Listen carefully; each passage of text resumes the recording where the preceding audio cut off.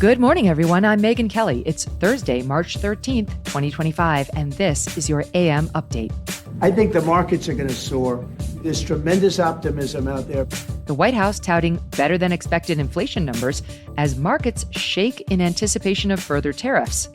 And I think that's one of our core responsibilities in the Senate or in the government here, to not ever allow the government to shut down. Despite earlier tough talk, some Democrats balk at the prospect of a government shutdown. President Trump suggests he's ready to inflict economic pain on the Russians as Kremlin officials react coldly to calls for a ceasefire. All that and more coming up in just a moment on your AM update. You don't go out and buy a life jacket when the boat is sinking, and you don't buy gold when the economy has already collapsed. Clearly, others are heeding this advice as gold hit all-time highs already this year.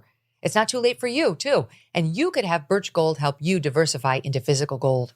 Birch Gold specializes in helping you convert an existing IRA or 401k in whole or in part into a tax-sheltered IRA in physical gold, and for no money out of pocket. One recent 5-star review said Birch Gold was, quote, knowledgeable, helpful, non-pressure. Get your free info kit on gold by texting the letters MK to the number 989898. There is no obligation, just useful information. With an A-plus rating from the Better Business Bureau and countless 5-star reviews, text MK to 989898 and let the experts at Birch Gold help you secure your future today with gold. Some good economic news for President Trump. The inflation rate declined more than expected in February, coming in at 2.8%, down from 3.0% in January. The core inflation rate, which excludes more volatile items like food and energy, also cooled to 3.1%, down from 3.2%. Both figures coming in lower than analysts had predicted. The Federal Reserve's target rate for inflation is 2%. Gas Buddy reporting the average price of gas dropping for the third straight week, now at $3.03 per gallon. That's the lowest average price for gasoline in the month of March since 2021. President Trump reacting positively to the news from the White House. I think the markets are going to soar. There's tremendous optimism out there about our country in terms of regulations being cut, in terms of taxes being cut. Oil is down to $65 a barrel, and that's faster than I would have anticipated. We put on the gas. We stepped in the gas in order to get oil. A key piece of the Trump administration's economic plan, unlocking oil production. On his first day in office, Mr. Trump signing orders increasing oil and gas drilling on public lands and offshore areas, reversing previous restrictions. Some additional context, putting the new economic numbers in perspective. The only tariffs in place in February were the initial 10% duties on Chinese imports. Wednesday markets swinging wildly, the S&P 500 and NASDAQ ultimately rising as investors weigh a solid inflation report with anticipation of more expected tariff increases. President Trump, seated next to Irish Prime Minister Micheál Martin in the Oval Office, again signaling his trade war is just getting started. The EU was set up in order to take advantage of the United States. Including Ireland? Is Ireland taking advantage of the U.S.? Of course they are. We had leaders that didn't have a clue. Or let's say they weren't business people, but they didn't have a clue what was happening. And all of a sudden, Ireland has, our pharmaceutical companies. When the pharmaceutical companies started to go to Ireland, I would have said, that's okay if you want to go to Ireland. I think it's great. But if you want to sell anything into the United States, I'm going to put a 200% tariff on you. So you're never going to be able to sell anything into the United States. You know what they would have done? They would have stayed here. Next week, the Federal Reserve is set to announce a decision on interest rates. While President Trump has repeatedly called for the rates to be lowered, the Fed operates independently from the government. Last Friday, Fed Chair Jerome Powell saying they're in no hurry to make any adjustments, suggesting interest rates are likely to stay in their current range, 4.25 to 4.5%. A new CNN poll shows Americans may be souring on the tariff wars, 61% of Americans disapproving of the use of tariffs, compared to 39% who approve. Overall, on the economy, 56% say they disapprove versus 44% approving, worse than at any point during President Trump's first term in office. The government shutdown deadline ticking even closer now as the Senate weighs this 6-month funding extension. The bill requires 60 votes to pass in the Senate, meaning some Democrat support is required. In the lead up to the House vote on Tuesday, Senate Dems talking tough, calling the bill horrible and a power grab by President Trump and Elon Musk. Now, with the possibility of forcing a shutdown in their hands, some Dems are balking. We don't agree with what's been sent to us, but, if we withhold our votes, that is going to shut the government down.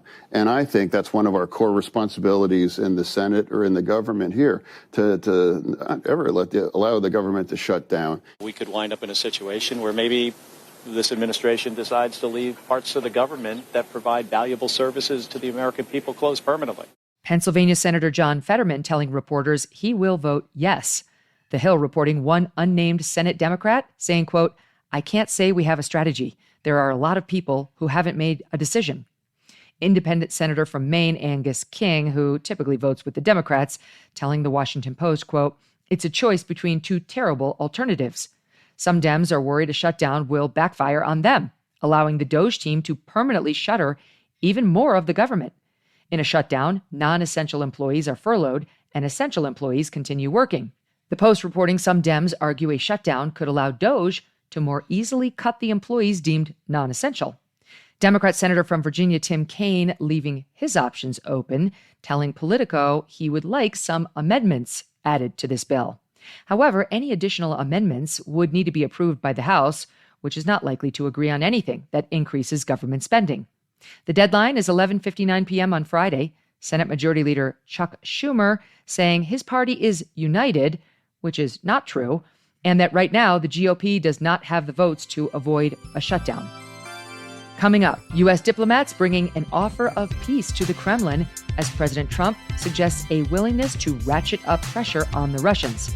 And the Department of Education slashed by a whopping 50% which programs stay and which ones go.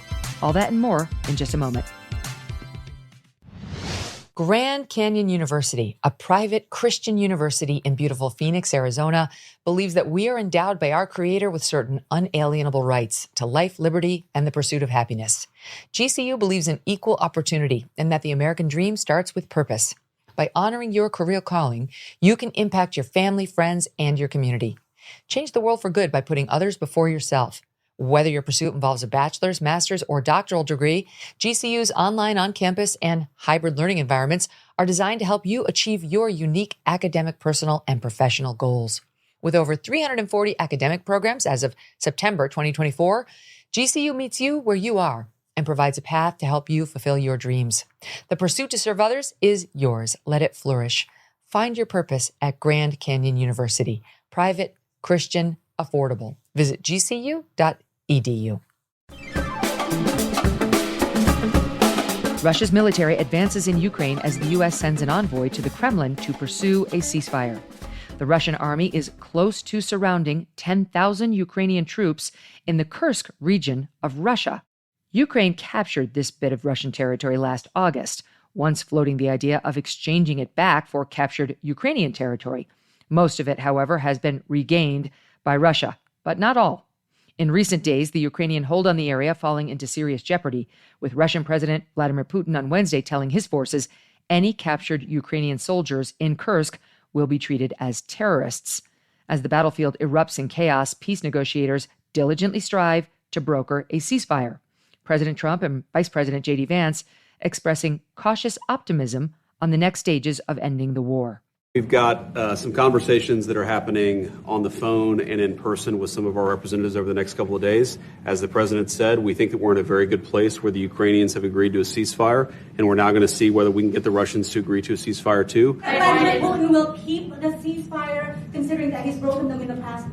We haven't spoken to him yet with substance, because we just found out and we just were able to get Ukraine to agree. So we're going to know very soon. I've gotten some positive messages, but a positive message means nothing. This is a very serious situation. Secretary of State Marco Rubio plainly laying out the stakes for both sides. There is no military solution to this conflict. Neither side can militarily achieve their maximalist gains, their maximalist goals. Neither side can achieve them through the military side. The only way this conflict can end is through negotiation. That's the only way you're going to have peace. Special Envoy Steve Witkoff is traveling to Russia for in-person negotiations. In advance of his arrival, Kremlin officials responding coldly to the Ukrainian acceptance of a ceasefire. The Guardian reporting a Russian foreign ministry spokesperson as saying, quote, Moscow will make its own decisions about the war and not follow the lead set by Washington and Kyiv. Mr. Lavrov adding, quote, it is impossible to rely on the goodwill of opponents who have declared the goal of inflicting strategic defeat on Russia. Despite earlier Western criticism that President Trump was too lenient on Russia in negotiations, Mr. Trump now signaling a willingness to apply plenty of pressure, just as he did with Ukraine. There are things you could do that wouldn't be pleasant in a financial sense. I can do things financially that would be very bad for Russia. I don't want to do that because I want to get peace. But in a financial sense, yeah, we could do things very bad for Russia. It would be devastating for Russia, but I don't want to do that. President Trump taking the most dramatic action yet to put an end to the Department of Education, slashing its workforce by 50%. The move marking a significant escalation in his longstanding push to reduce the federal government's size and specifically its role in education. The department, enshrined in a law by Congress, would require an act of Congress to be fully abolished, but with a divided legislature, that battle could take years. In the meantime, Education Secretary Linda McMahon telling Fox exactly what was cut and what stays, at least for now. We wanted to make sure that we kept all of the right people, the good people, to make sure that the outward-facing programs, the grants, the appropriations that come from Congress, all of that are being met. And none of that's going to fall through the cracks. Congress appropriates the money that is going through Title I, through IDEA programs. What's that stand for? Do you know what? I'm not sure I can tell you exactly what it stands for, except that it's the Programs for Disabled and Needs. Individuals with Disabilities Act. The administration insisting essential, congressionally mandated funding remains intact. Heads of the teachers' unions arguing the cuts are an attack on public education. It's a disaster symbolically as much as it's a disaster in reality. Think about a country whose president basically says as their first acts, I'm getting rid of education. Let's be clear. This administration is focused on destroying public education. Since the inception of the Department of Education in 1979, spending on public education has skyrocketed. U.S. public schools spend an average of more than $16,000 per student each year, a 13% increase over the previous 10 years. In that same time, overall test scores have shown little to zero improvement. President Trump telling reporters the Education Department is the easiest to make cuts from. But now Department of Education's, maybe more so than any other place, has a lot of people that can be cut. They're, number one, not showing up to work. Number two, they're not doing a good job. And if you look at the charts, because they have numerous charts where they do the top 40, we're at number 37, 38, 39, and 40. And recently they hit, during Biden's last few days, they hit last. So they were number 40, and yet we're number one in cost per pupil. We're going to move the Department of Education. We're going to move education into the states so that the states, instead of bureaucrats working in Washington, so that the states can run education. The Trump administration aims to restructure education funding, focusing on block grants that would allow states more freedom to choose how to educate their students. Former Columbia University student agitator Mahmoud Khalil remains in a Louisiana ICE detention facility today. Mr. Khalil did not attend Wednesday's packed courthouse hearing, the first step in his court battle to prevent deportation. Mr. Khalil, born in Syria. Khalil filed his challenge in the Southern District of New York, government officials requesting a change of venue, arguing that the SDNY is not the appropriate jurisdiction. It's also not the most conservative one. Federal prosecutors urging the judge to move the trial to New Jersey, where Mr. Khalil was first detained, or to Louisiana, where he is currently being held. Khalil was a prominent organizer of the Columbia University protests last year that led to clashes with police and more than 100 arrests. Students established a Gaza solidarity encampment on campus, often chanting anti-Israel, anti-Semitic slogans and blocking Jewish students' access to campus spaces. The group Mr. Khalil represented as a master's degree candidate, Columbia University Apartheid Divest, reportedly sympathizes with terrorist groups Hamas and Hezbollah and seeks the, quote, end of Western civilization. Mr. Khalil's attorney saying in a statement their client was, quote, chosen as an example to stifle entirely lawful dissent in violation of the First Amendment. Secretary of State Marco Rubio, who oversees green card allocation, responding on Wednesday. No one has a right to a green card, by the way. So when you apply for a student visa or any visa to enter the United States, we have a right to deny you for virtually any reason. But I think being a supporter of Hamas and coming into our universities and turning them upside down and being complicit in what are clearly crimes of vandalization, complicit in shutting down learning institutions. There are kids at these schools that can't go to class. You're afraid to go to class because these lunatics are running around with covers on their face, screaming terrifying things. If you told us that's what you intended to do when you came to America, we would have never let you in. Mr. Khalil's lawyers are expected to file an updated version of their petition later today.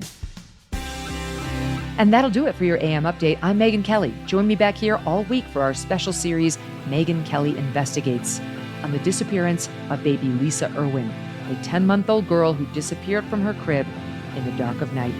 It will air on SiriusXM Triumph Channel 111 at noon East, on youtube.com/Megyn Kelly, and all podcast platforms on the Megyn Kelly Show feed.